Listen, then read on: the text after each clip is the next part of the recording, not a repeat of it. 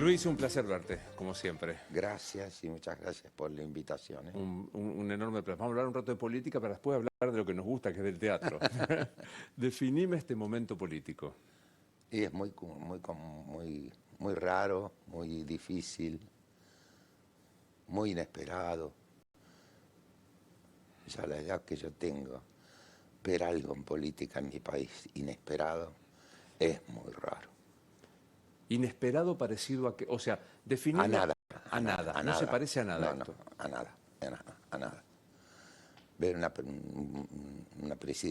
vicepresidenta y expresidenta mintiendo al aire es una cosa muy rara, muy rara, muy rara, entre otras cosas, pero la situación es muy complicada, la situación del país es complicada, la situación en que está la gente es complicado. Es un momento muy difícil, muy difícil. Me tomo de algo que dijiste, a la vicepresidenta mintiendo, ¿en qué aspecto, en lo último que referís? Por ejemplo, en esto que ella aparentemente leyó, que el Fondo Monetario Internacional dice que el tema de la inflación se debe a la ganancia de las empresas. Miente porque eso está referido al mundo, a Europa. No tiene nada que ver con la Argentina. Y lo dijo como si fuera esto para decirle al que tenía al lado que va a ser el candidato a presidente por el justicialismo, teléfono para el caso. Y había mentido. Pues es que yo sabiendo que venías hoy y viendo este acto, digo, vos sos un verdadero perseguido, te tuviste que ir de este país, Sí. corrió riesgo tu vida sin ninguna metáfora, ¿no? Porque algunos, viste, que ahora se sienten perseguidos y uno no recuerda en aquella época. Ayer yo veía el acto y era un acto de un hecho tremendo, que eran los vuelos de la muerte, en el que se mezcló la politiquería. Es una cosa inconcebible. ¿Cómo me va a parecer normal eso? ¿Cómo voy a tolerar la presencia de ese avión con lo que significa eso en un acto político? Con una vicepresidenta, expresidenta y un candidato a presidente. Con ese símbolo es muy difícil. Uno sabe que la traición o los cambios de posición en la política funcionan. Ahora Sí. digo, ¿hay algún límite? Aparentemente no, hoy podríamos decir que no. Más allá de que hubo gente que cambió de partido, que cambió su manera de pensar, Obvio. también es cierto. Pero esto, digo, que no renuncie nadie, es raro. Es raro. Porque es un gesto de dignidad eso, ¿no? Me parece. Sí, claro. Una renuncia a un cargo importante, del cual uno está orgulloso, me parece que es un acto de dignidad. No se usa más. No se usa más. En todo caso se usa como amenaza, ¿viste? Ojo que me voy, porque Sí, sabés que sí, es raro. sí, es raro. Hoy hemos dicho raro muchas veces, en 10 minutos dijimos raro. Viene un actor de Nueva Zelanda a filmar con vos. Sí. Se ponen a almorzar y me dice, ¿me define a Cristina Kirchner, Brandoni? Oh, le digo, ¿no tenés algo más sencillo que preguntarme? Probá. No, es muy difícil, es muy difícil. Es muy difícil y además no es grato. No es grato. A mí me tocó viajar a España para hacer una serie en el año 90. Y cuando llegué, al día siguiente me di cuenta de que había dado la vuelta al mundo la escena en que la expulsan de la casa de la residencia presidencial de Olivos a la esposa del presidente de la República. Y me preguntaron cómo era, cómo fue el asunto, cómo fue. Era muy incómodo para uno, muy incómodo explicar eso. Que además era un señor de la aeronáutica, creo que ¿Sí? Antonietti a Zulema. Por eso, muy raro, muy incómodo para un argentino. El pobre neozelandés te insiste. Sí. Dice, ¿me define el peronismo? No, pero digo, vos viniste a joderme la vida a mí acá de Nueva Zelanda.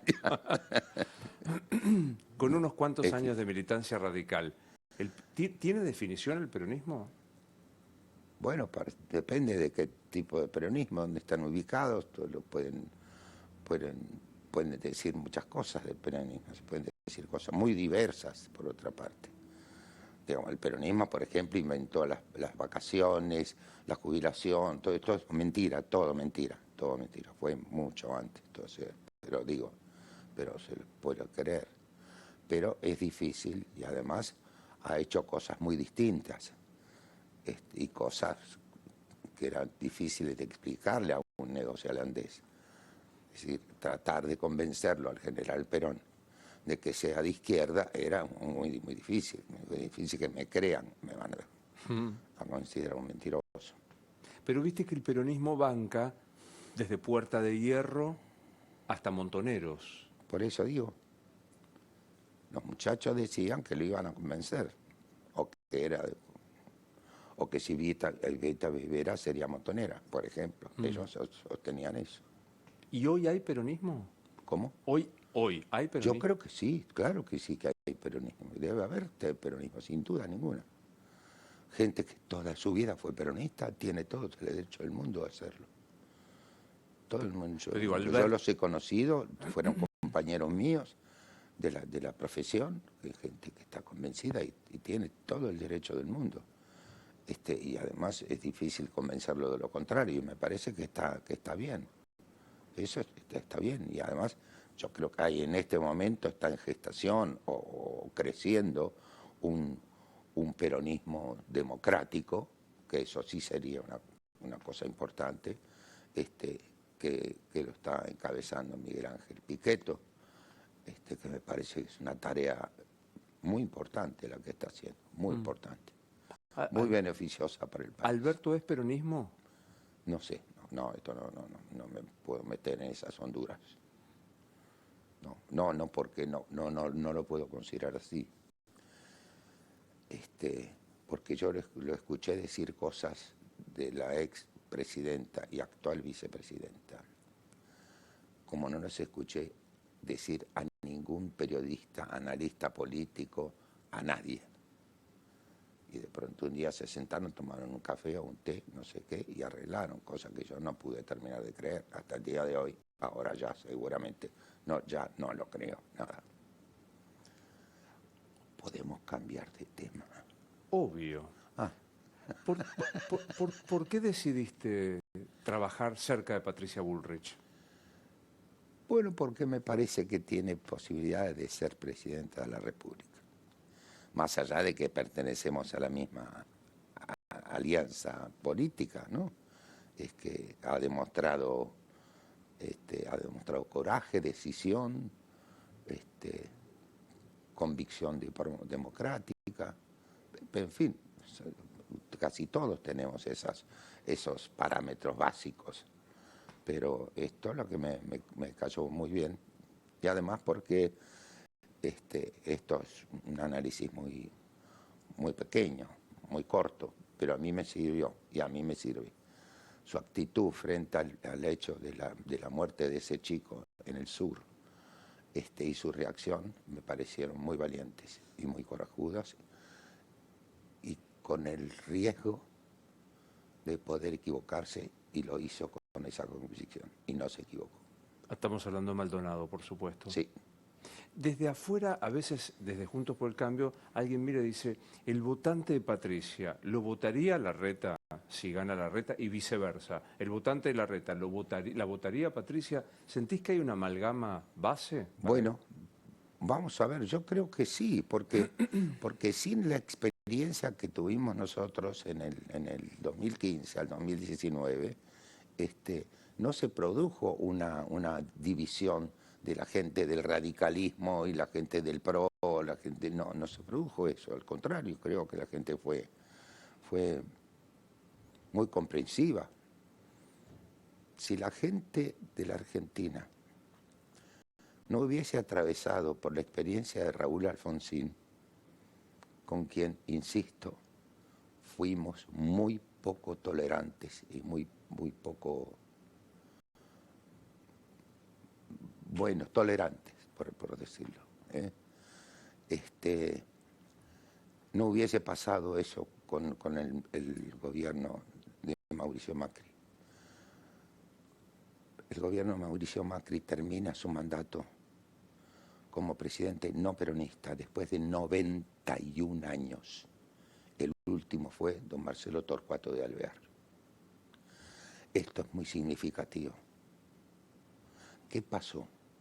¿Por qué no le hicieron 14 paros generales a Mauricio Macri? Mucho menos. No pasaron esas cosas.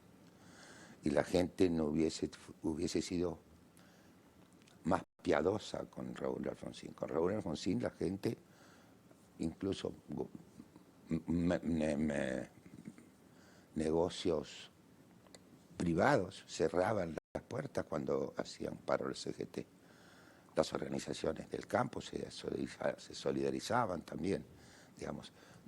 Se dijeron, voy a dar un ejemplo que tiene que ver con mi profesión.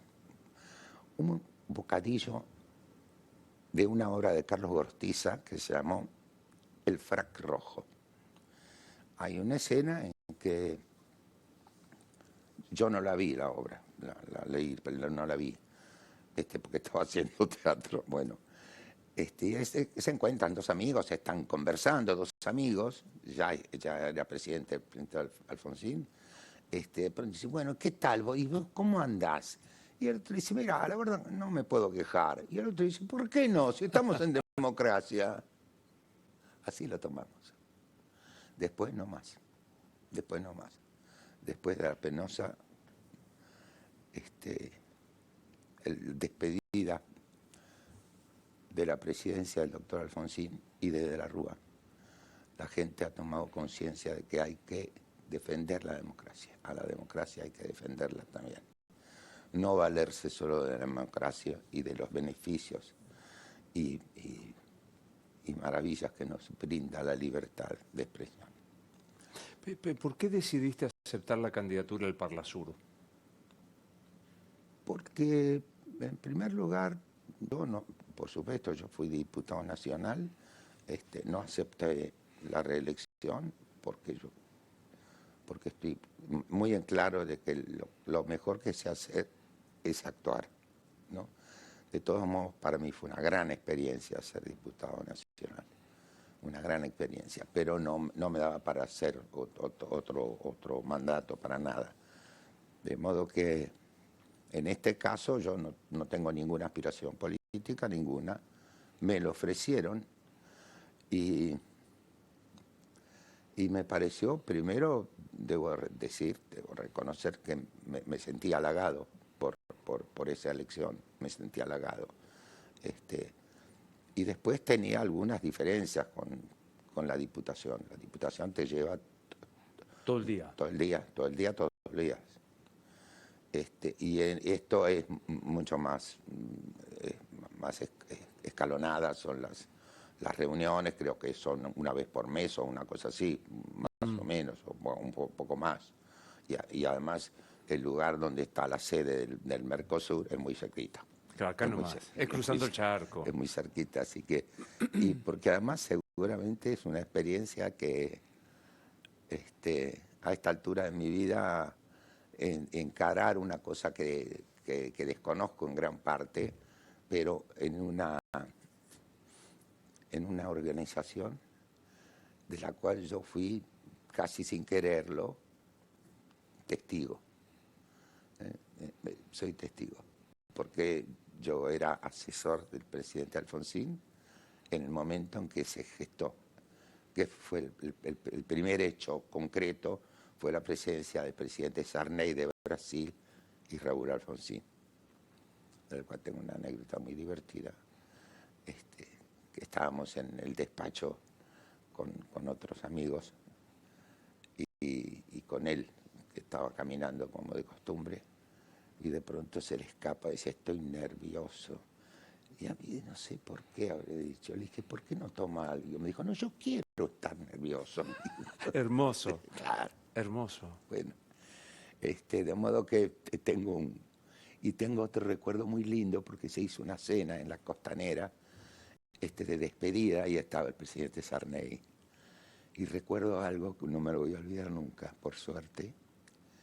Hizo un discurso y dijo, yo no estoy seguro de que la gente me recuerde como el mejor presidente del Brasil, pero de lo que sí estoy seguro es que me van a recordar como el presidente que más quiso a la Argentina, que no es poca cosa. Dicho por alguien del Brasil. Claro, y efectivamente fue así que en ese sentido y todo lo anterior a la gestación de este sueño, que era un sueño de Alfonsín, y no solo de Alfonsín, sino también un sueño de Julio María Sanguinetti, también, me hizo aceptar sin dudarlo. Voy a tratar de aprender, de ser útil, de colaborar con los planteos que pueda hacer el Mercosur, que no toma decisiones, sugiere cosas, propone proyectos y cosas importantes, algunas que están por concretarse todavía. Porque, bueno, son 4 países de muchos partidos políticos que piensan tal vez cosas distintas, de modo que el ponerse de acuerdo con una sugerencia de importancia va a llevar un tiempo, pero me parece que vale la pena. ¿Te dolió, te molestó que Carrió te tire por la cabeza la edad? No vine a hablar de Carrió. No vine a hablar de Carrió. No me interesa nada. Está muy bien. ¿Cuándo te subiste por primera vez a un escenario?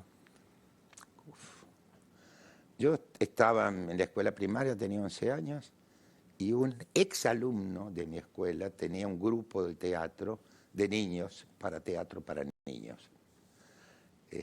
Juancho se llamaba. Y la primera vez que me subí al teatro un día fue a mi colegio, el colegio de Catedral Norte José Manuel Estrada, que está en Reconquista, casi Corrientes, a llevar invitaciones para un programa de radio que él tenía los sábados. Y yo me colé, fui. Y ahí dijeron que los que les interesaba, qué sé yo qué cosa, que fueran a la calle Junín, 1445, que ahí se ensayaba y qué sé yo qué, y yo fui. Yo en aquel entonces vivía en el Dock Sur, todavía vivía en el Dock Sur. Y bueno, y me asimilaron, me empecé a ensayar obras breves, y no me acuerdo cuándo fue la primera vez. Lo que sí me acuerdo es que una vez tuvimos que ir al Círculo Militar. Y de donde yo vivía, que era un barrio pobre, el Dock Sur, yo los conventillos no los conocí en los documentales, los conocí porque los tenía amigos ahí y todo. De modo que eran muy pocas oportunidades de ver un palacio semejante al Palacio Paz, donde estaba el Círculo Militar. Y yo ahí tenía que hacer el papel de San Martín. El susto que me llevé, que no te puedo contar. Sobre todo porque además me tenía que pegar la patilla. Y ver ese palacio imponente, esto lo recuerdo como la primera vez. Fue la primera vez que me asusté de verdad. Después me asusté muchas más veces, pero se me vino encima toda la responsabilidad, ¿no? Así que esa sería mi respuesta. Después estuve durante casi un año o algunos meses de lo que duraba el ciclo escolar. ¿Y qué dijeron en tu casa? Eso es lo más conmovedor de mi vida, porque yo tuve un hermano mucho mayor que yo, que según me contaron, él tenía la pretensión de ser piloto de avión. Y mis padres se opusieron por temor, por supuesto. ¿Cómo sigue esto? Porque un día le dije, papá, mamá, voy a entrar al conservatorio, porque quiero ser actor. No me enteré del susto que se llevaron. Lo que sí sé es que me ayudaron a que yo no tuviera que trabajar, porque era un horario muy raro el de conservatorio, era de las 4:15 a 9:30 de la noche. Lo ayudé, sí, a mi papá en su trabajo, pero en una cosa menor, no la responsabilidad de cumplir un horario. Y terminé el conservatorio y empecé a trabajar, con sus más y sus menos, pero empecé a trabajar. Y tuve la suerte de que me acompañaron en los primeros 10, 12, 14 estrenos que tuve yo en el teatro. Y era una forma de decirle, Ahí estaba. no se equivocaron, no se equivocaron. Y yo les agradezco. ¿Qué hacía tu papá? Era un empleado bancario, en principio. Él estaba en el Banco de Italia y Río de la Plata, que ya no existe más, que fue el segundo banco de la Argentina, no sé si sabes. Sí, claro. Claro. Y después lo conoció el presidente del banco y se lo llevó a trabajar con él en su empresa. Y hizo una gran carrera. Después trabajó como gerente de una empresa maderera argentino-brasileña y fue un hombre de los números. Recuerdo cerca de fin de año, cuando tenía que hacer el balance, que lo llamaba, mi mamá dice, tengo una diferencia. No llego a comer, por ejemplo. Pero esa frase, tengo una diferencia, la tengo grabada a Ahí. fuego, claro. ¿Y tu madre? Había que hacer... Mi mamá era mi mamá. Un día, cuando yo empecé a completar formularios, ya tenía 11, 12 años, vaya a saber que un poco más. Y entonces decía, bueno, profesión. Digo, mamá, ¿qué profesión? ¿Qué? Ama de casa, decía. Con qué orgullo lo decía. Y era la ama de casa. Y era la ama de casa. Era una de las 6 hijas que tuvo, mujeres que tuvo mi enono. Y era el ama de casa. A mi papá le compraba absolutamente todo. Claro, como antes.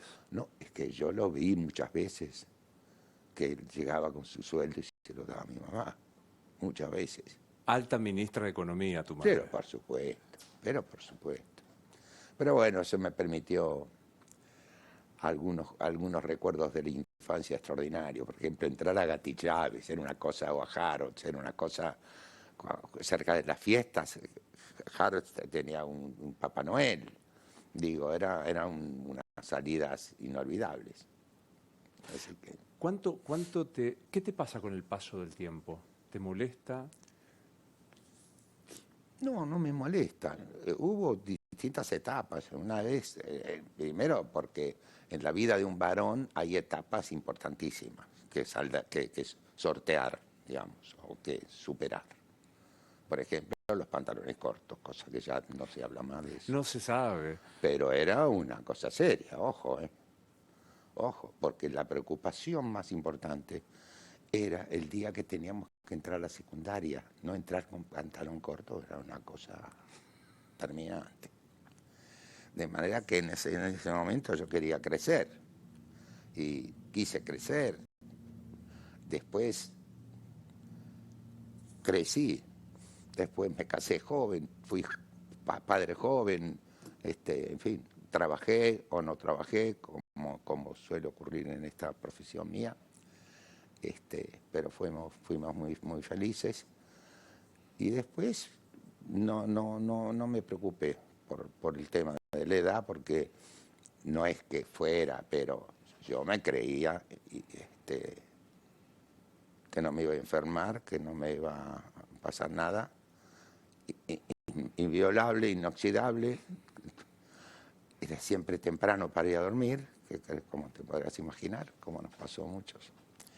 Y después a esta altura de mi vida estoy pensando en eso, no como una preocupación, porque por suerte soy una persona bastante sana, pero lo que me preocupa es cómo me voy a morir. Y a mí me gustaría que me pase lo que a un vecino mío de los Ríos Retiro, donde vivo yo ahora, le pasó hace un poco más de una semana. era un personaje que en un momento fue muy popular, era el Tanque Rojas. Claro. Y un día llego a la cochera, que está frente a mi casa, en el ascensor había dos señores, digo, arriba, dice, ¿por qué no nos acompañás? Porque se murió el tanque. ¿Cómo se murió el tanque? ¿Qué te está diciendo? Se murió en un segundo. Y estaba todo el barrio conmovido por la desaparición. Y al rato de estar charlando, llegamos a la conclusión de que tuvo bastante suerte. No se dio cuenta que se moría y además no molestó a nadie. Así me gustaría morir. Qué hermosa frase. Nini Marshall le pegaba una vuelta Así, cómica y decía, Don Pascual, el zapatero, se acostó vivo y se despertó muerto. Y me parece una frase... se acostó. Se acostó vivo y se despertó muerto. Qué maravilla. ¿No es genial? ¿No es? Qué personaje ese, qué personaje, Nini Marshall, qué personaje extraordinario, de una humildad, de una capacidad, porque además en aquella época escribir los guiones de las películas no era poca cosa, y de los programas de radio, porque Claro. lo que después se hizo en televisión se hacía en radio. Obvio. Mujer, cómica. Extraordinaria. Haciendo, como una... ¿Cuándo fue la primera amenaza? ¿Cuándo recibiste la primera amenaza de que tu vida corría peligro? No, me la dijo un compañero actor. Yo estaba en cama con un problema, no me acuerdo de qué era. Estaba en cama, no podía ir a ensayar. Estábamos por estrenar una obra. Y yo me lo esperaba, eso sí me lo esperaba. Y llegó un compañero cuyo nombre no recuerdo ahora, y lo lamento mucho porque me gustaría hacerlo público. Vino y me dijo, te amenazaron. Y bueno, y después mi casa se convirtió en un lío bárbaro, hasta que en una reunión en la habitación de mi hija vino un compañero mío de la Asociación de Actores, yo era secretario general, y me dijeron, mira, Beto, vos no podés trabajar, nosotros tampoco, es un lío bárbaro esto. Andate, pues yo no me quería ir, obviamente. Y bueno, me convencieron. Y te fuiste. Y me fui. Pero les pedí una cosa, les puse una condición, que en la asamblea del Movimiento Lista Blanca, al que nosotros pertenecíamos, me propusieran como candidato a secretario general de las próximas elecciones, que eran a los 2 meses. Y efectivamente la asamblea me eligió candidato. Esto es 74. Triple A. Sí, y le ganamos. Y ganamos. Y volví a ser secretario general. Por eso me vino muy bien, porque esto me permitió tener un argumento muy fuerte para volver a la Argentina. Y volví a la Argentina a los 10 meses. A los 10 meses. Y me hice cargo de la Asociación de Actores. En esos 10 meses que estuviste, primero que fuiste a México, después en España seguro estuviste. No, sí, pero ahí por razones de trabajo, no. Pero cuando te tuviste que ir, lloraste. Cuando me tuve que ir, no, me fui, otro compañero mío con un auto, se fueron a Ezeiza a ver dónde había un avión, el primer avión que saliera. Y el primer avión salía a Lima. De modo que desde Lima había un amigo ahí, lo llamé a mi compañero del servicio militar, Patricio Henry, de quien fuimos amigos hasta que él se fue. Porque yo sabía que él me iba a acoger. Y entonces fui a México, por eso Marta y las nenas fueron unos 10, 15 días después, y lo pasé ahí. Y por suerte alguien se ocupó de nosotros, porque salió publicado en muchísimas publicaciones, y de Estados Unidos también. Y este señor nos encontró, no sé cómo, en la casa de mi amigo Patricio Henry, y me dijo, venga a verme. Y fue él el que nos facilitó a mí, a Marta, a Brisky, a Nacha Guevara, a un autor también y otros autores antes, las facilidades para poder trabajar en México, que no es sencillo siendo uno extranjero. Y tuvimos esa ayuda invalorable y pudimos más o menos sostenernos bien, más o menos bien. ¿Qué había ahí? ¿Llanto, odio, puteada? De todo, de todo, de todo. Es una cosa muy difícil, mira, explicar el exilio es más difícil que explicarle lo que vos me preguntabas del neozelandés. Al pobre neozelandés. Sí. Muy doloroso, muy doloroso, muy doloroso. ¿Cómo se compone un personaje? Digamos, cuando te llega el texto, ¿qué hay de vos para empezar a pensar en el acompañamiento en el teatro, o Parque Lezama, o el cura que te veíamos en la serie de televisión? ¿Cómo se compone eso? Mira, yo aprendí en el conservatorio de quien tengo recuerdos todos los días de mi vida y de mis maestros, y una deuda de gratitud que no la voy a terminar de pagar, a que hay que hacer un personaje, hay que hacerlo un personaje. En el conservatorio no nos dejaban hacer teatro mientras éramos alumnos. Podíamos hacer algún bolo en televisión, o en cine, o en radio, si cabía, pero no teatro. ¿Por qué? Porque el teatro es el único lugar donde nosotros sabemos qué es lo que pasa con el público, con nuestro trabajo.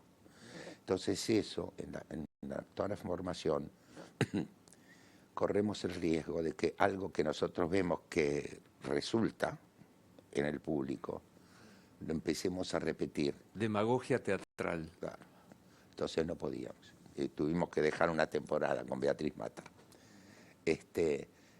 Y entonces, un personaje que tenga cierta riqueza, ciertas características.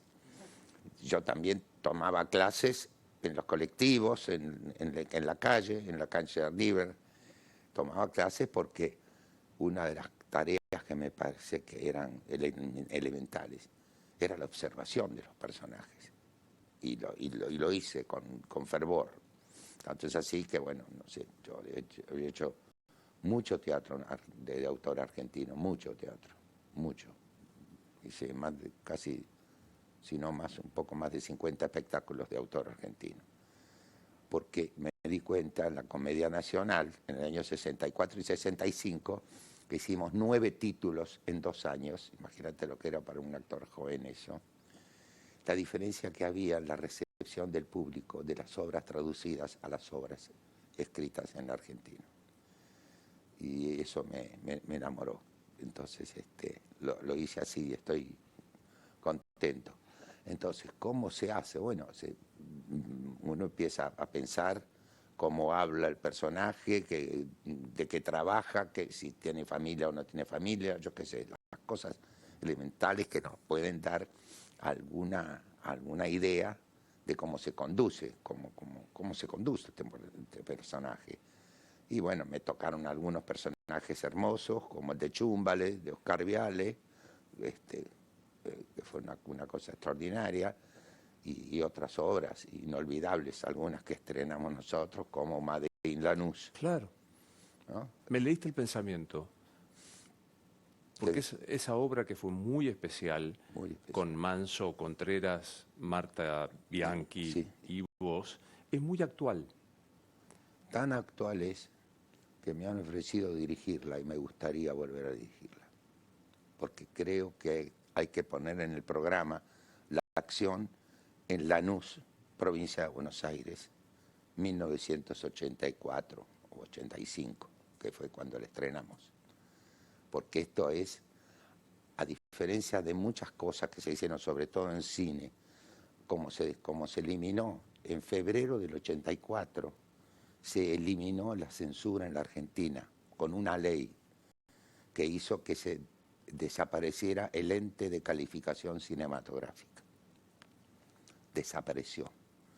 Y la persona, que ahora por supuesto no me voy a acordar su nombre, un crítico de cine adorable, lo nombraron interventor liquidador. Ese era el título. Y así fue.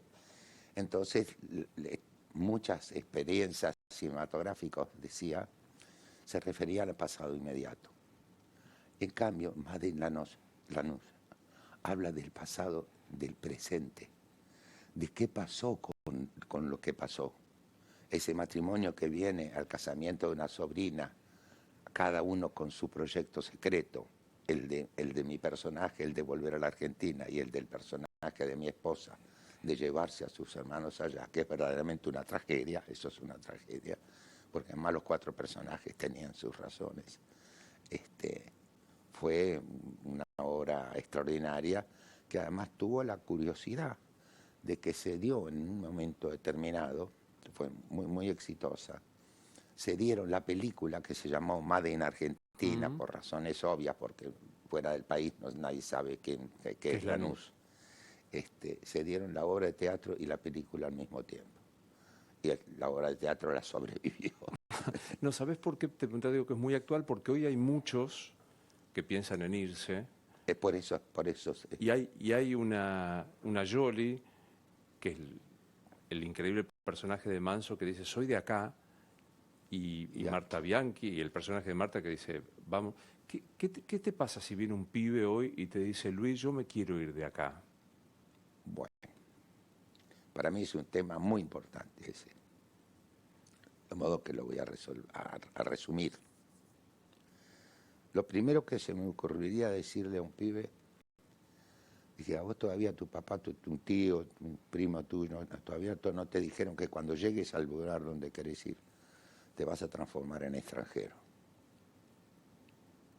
Eso hay que decírselo a los chicos. No se lo dicen. Y no es lo mismo. Y además trataría de convencerlo de que hemos sido muchos millones de argentinos el que pasamos las que pasamos, y momentos felices. Y los amigos de la infancia, y los amigos del secundario, los amigos de la vida, no se encuentran en el exterior, no están. Y eso forma parte de la vida de uno.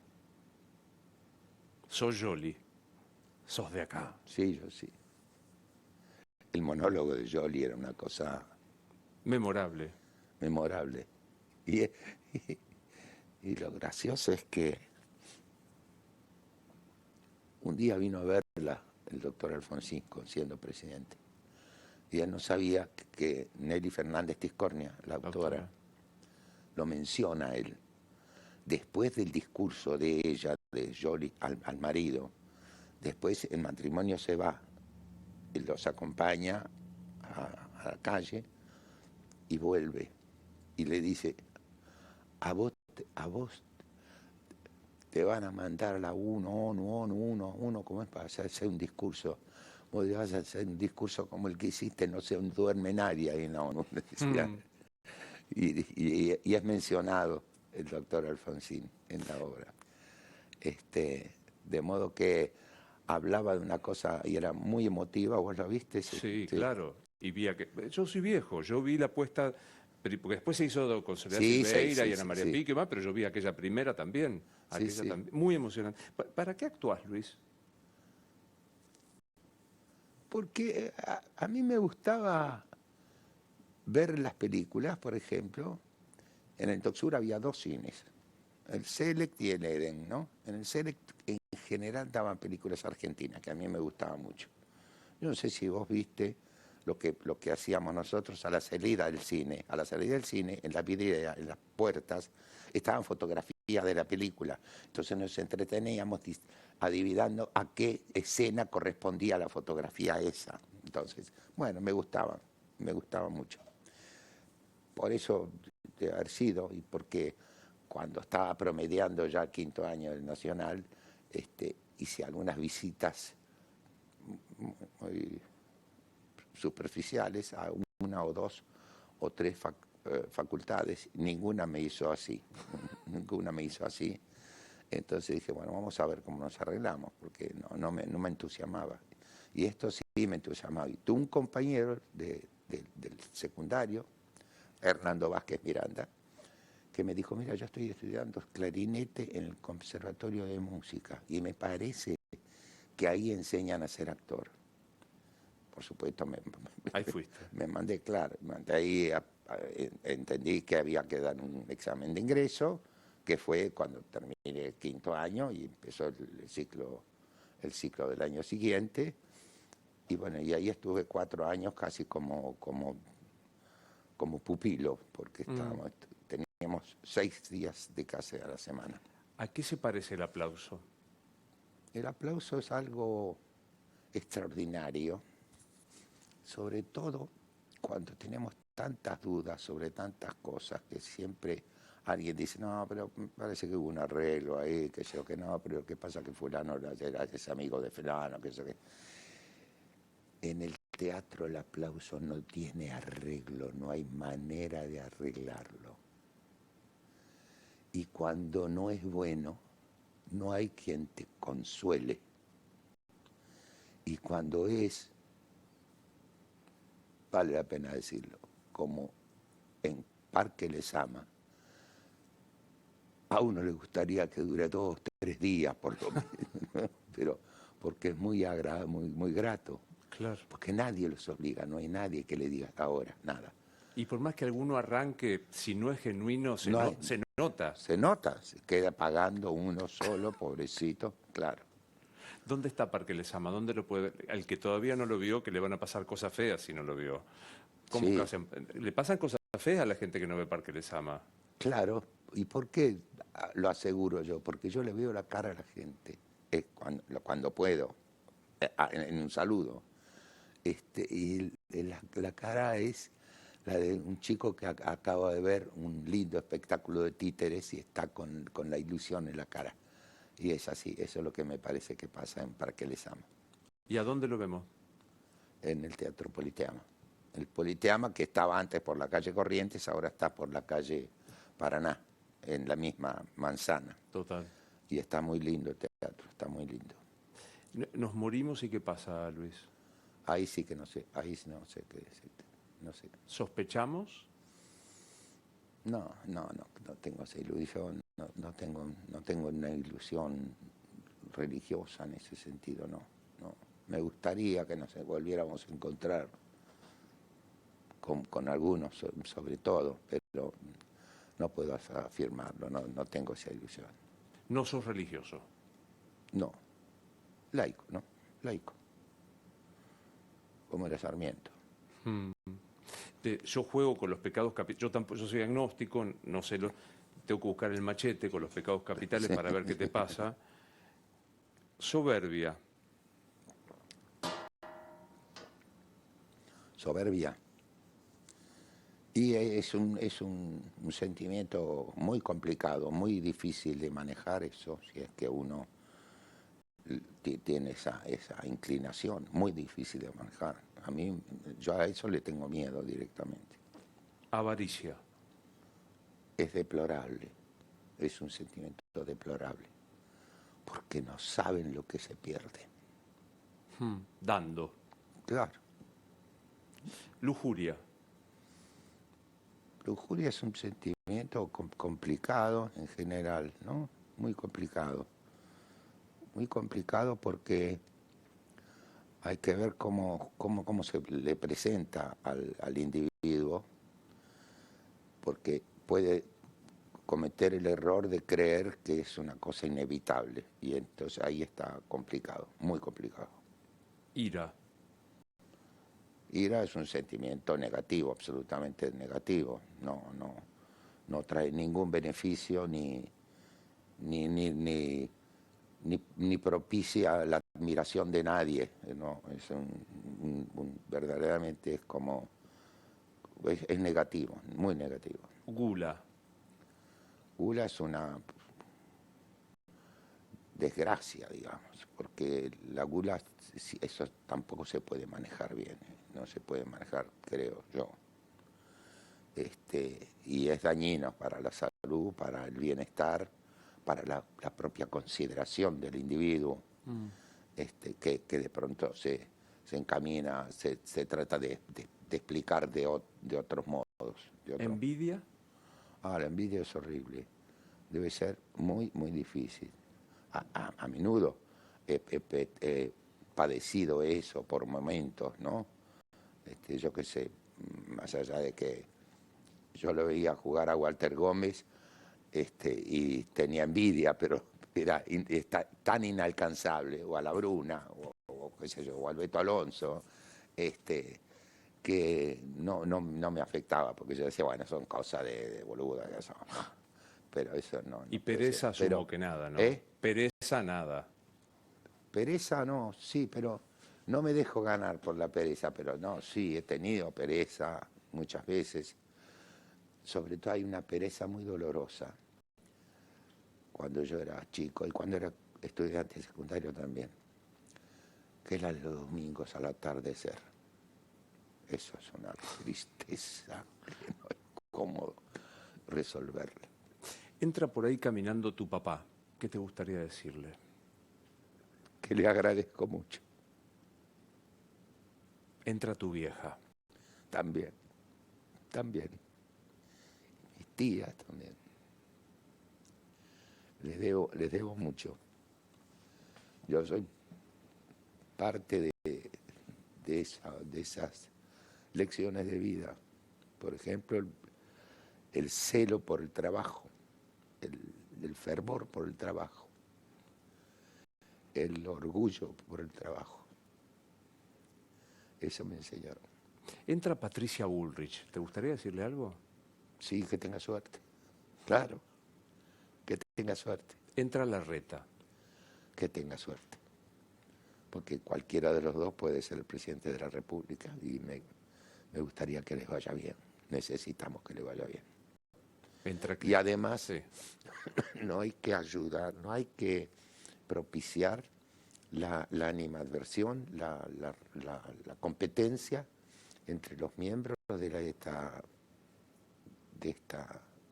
esta sociedad que hemos constituido, que es Juntos por el Cambio, que no son distintos, son colegas, compañeros, amigos, que necesitamos que les vaya bien, porque hay que tener mucha suerte, necesitamos que nos vaya bien, porque hay mucho trabajo por hacer.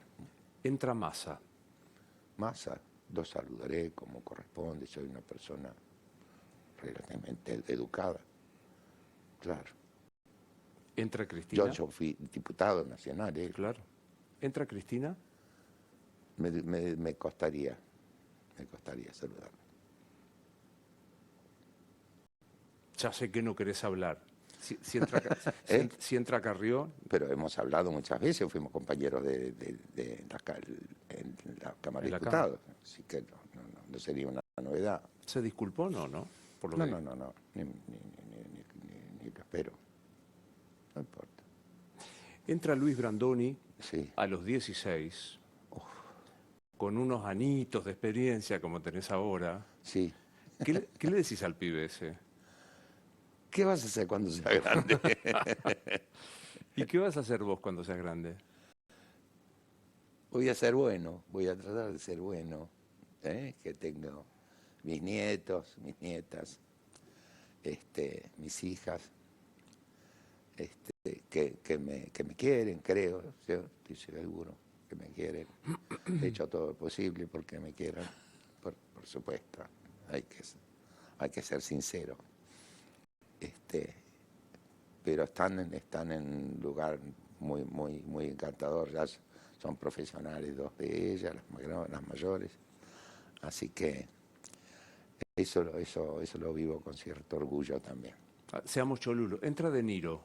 De Niro. ¿Qué le decimos? Y nos damos un beso, un abrazo y charlamos en un idioma ilegible, no se puede porque yo no hablo inglés, él salvo las malas palabras que saben castellano, todas, después no sé, pero nos llevamos muy bien, somos muy amigos. Yo filmé con él. Y hablaba, o sea, lo sé, y hablaban como... No sé cómo hablábamos, pero hemos hablado mucho. Un día estábamos los dos solos, no sé, en Punta del Este creo que fue, y hablábamos de la profesión, qué es lo que te gusta, qué es, qué yo qué. Y de pronto me dijo, no, yo por ejemplo dije que no, ¿viste? No sé cómo me lo dijo, pero yo entendí que dije, no, dije, dije que no a qué. Dice, no, porque me ofrecieron hacer de Gardel. No de Gardel. Sí, dice, yo qué sé de Gardel, yo no sé quién era, ¿cómo voy a ser un personaje que desconozca, no sé de cómo es? Y de esto, esta conversación existió, no sé cómo hicimos, pero lo importante es que trabajamos juntos con esta serie, que creo que se estrena en octubre, y en una parrilla de barrio. Y en la segunda escena me doy cuenta de que estoy filmando con él. Y a mí no me pasó nada particular. Me sentí tan cómodo con él, hablando, chapuzando el lenguaje, ¿no? Él hablaba con el mozo, qué sé yo. Pero nos llevamos muy bien. Y además es un hombre muy generoso y un ser humano. Un ser humano de tal magnitud que no lo conocen por la calle. Nosotros hemos andado por Buenos Aires, por Uruguay, estuvo en mi casa, lo veo que llega con una cámara fotográfica, le digo, ¿qué haces con esa cámara? Dice, bueno, para sacar fotos. Él sacaba fotos.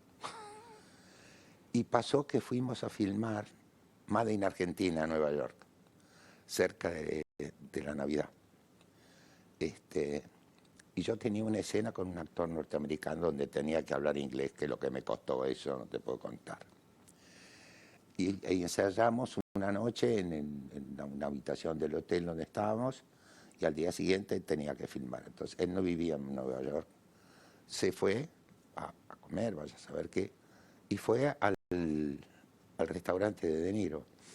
Y le dice, ¿qué haces acá? Dice, no, vine a hacer una película, una participación.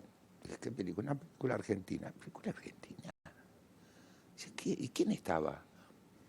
No sé, yo al único que vi es un tal Brandoni. ¿Brandoni? Decile que me llame. Al día siguiente, a la mañana, llegó con los ojos y dice De Niro que lo llame. ¿Y para qué me llama? ¿Para qué? Ahí se hablara alguien que hablara inglés, por supuesto, una secretaria, no sé quién, y le preguntan por qué era el pedido del llamado. Dice, no, porque quiero, no sé con quién va a pasar la Nochebuena, pero quiero que venga a mi casa a pasar la Nochebuena. Y por supuesto fuimos con Marta, con mi hija Micaela, a pasar la Nochebuena a la casa de una familia italiana. Así fue, así es. Así viene a mi casa y así hemos Qué estado. hermoso. Extraordinario. Bueno, Emily Dickinson dice que si por una vez, aunque sea por un minuto, hiciste sentir feliz a una persona, no habrás vivido en vano. Yo no sé cuántos minutos